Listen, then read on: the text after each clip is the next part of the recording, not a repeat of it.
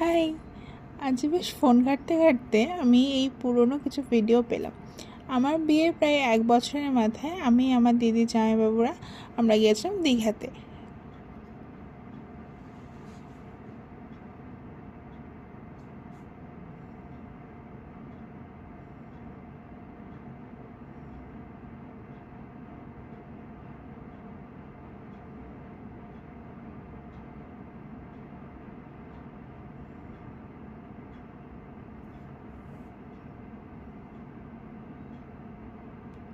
বলতে পারো এটা আমার ফার্স্ট হানিমুন। হ্যাঁ, দিদি জামাইবাবু সবার সাথে মিলে আমরা গেছিলাম 2 দিনের জন্য দীঘাতে।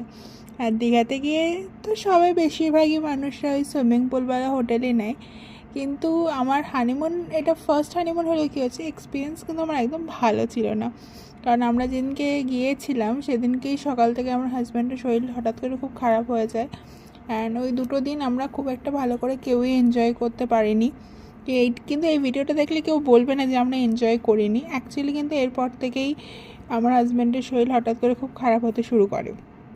সাডেনলি ওর প্রচণ্ড জ্বর, পেটে মানে মারাত্মক পরিমাণে ব্যথা, অ্যান্ড ও তো পুরো ট্রিপটাতে মানে সেরকম কিছু এনজয় করতে পারেনি। সেই কারণে এই ট্রিপটা বেশি ভিডিও আমার কাছে নেই বা ছবিও আমার কাছে নেই। তো যেইটুকুনি ছিল সেইটুকুনি তোমাদের সাথে শেয়ার করছি।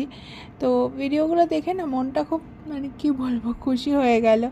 আমরা আবার রিসেন্ট যাব দীঘাতে। কবে যাব কী করবো এখনই বলছি না, তো যখন যাব আমার বন্ধুদের সাথেই যাব, তো তোমাদের সাথে শেয়ার করব সব কিছুই। তো তোমাদের কেমন লাগলো আমাকে কিন্তু জানিও। আর এইটা দেখো, আমরা তো মানে পুলেতে বেশি কেউ ছিলই না, শুধু আমরা 4-5 জনই ছিলাম। আর হয়তো 1-2 জন ছিল, আর সারা পুলেতে আমরা প্রায় 4-5 ঘন্টা আমরা পুলেতেই ছিলাম। সবাই মিলে নাচানাচি করেছি, যা মন চেয়েছে তাই করেছি।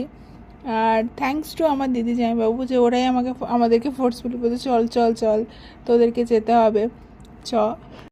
আর ওই যে পেছনে দেখছো আমার দিদির ছেলেকে নিয়ে আমার বর সাঁতার কাটাচ্ছে। ও প্রথম আমার বরকে খুব ভয় পেত, তো ওর সেই কারণে ওর কাছে যেত না।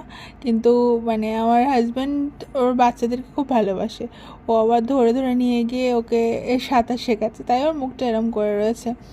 আর আমি তো এখানে মানে মন খুলে খুবই নাচা গানা মানে খুবই কোদাকুদি করছি। আমি জানিও না এরপর আমার কপালে কী দুঃখ আসতে চলেছে। মানে পুরো ট্রিপটা যে এত খারাপ হবে ভাবতেই পারিনি। আসার দিনকে আমার জামাইবাবুরও খুব শরীর খারাপ হয়েছিল। ওভারঅল তাও মোটামুটি ঠিকঠাকই ছিল।